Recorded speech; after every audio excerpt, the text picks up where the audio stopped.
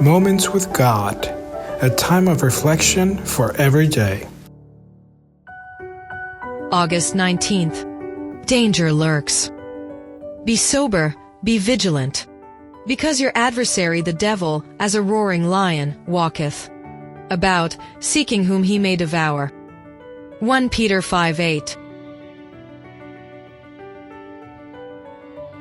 At what point are human beings vulnerable to attack from the enemy? How many weaknesses does each person have? At what point could Satan bring the human race down? Let's explore this theme in the temptation of Eve in the Garden of Eden. First of all, for the couple in Eden, there weren't many places where they could be tempted.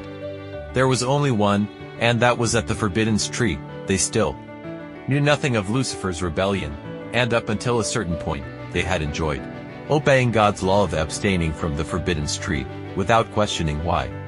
But there came a time when Satan had threatened to destroy them, and God decided to tell Adam and Eve about Satan. He had to warn them of the lurking danger, and they had to endure the test. If they overcame him, they would then be forever beyond the reach of evil. With kindness and love, the angels gave them information. They also told them the sad story of Satan's rebellion and fall.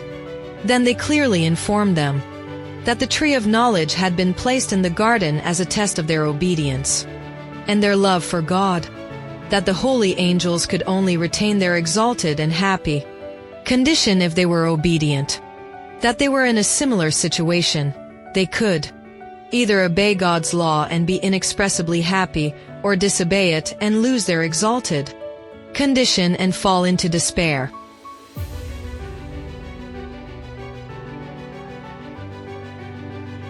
There was nothing they weren't warned about. They were told that Satan could only tempt them at the forbidden tree to make them break God's law. They were offered help should they cry out when they encountered the tempter. Necessary, all of heaven would be at their disposal.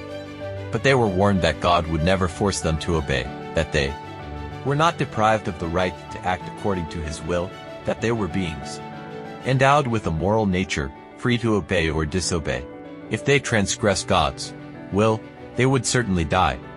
Adam and Eve promised never to disobey God's command. They loved God and delighted in obeying him. They never considered following Satan's seductions. They were told that Satan had set out to harm them, but he could never harm them if they remained faithful to God. But if they disobeyed, then Satan would have the power to upset them, confuse them, and cause them trouble. To have greater strength of resistance, they had to stick together. Danger lurks everywhere today, much more so than in Adam's time, for we have more weaknesses and are more vulnerable. However, Satan can seduce, insinuate, tempt, provoke, but never force us to sin. We are morally free beings to choose, and disobeying God is our decision. Danger lurks, however, there is help from God for those who cry out in temptation. Do not give in. Always raise your prayer for salvation to God. Amen. Thank you for listening to this audio.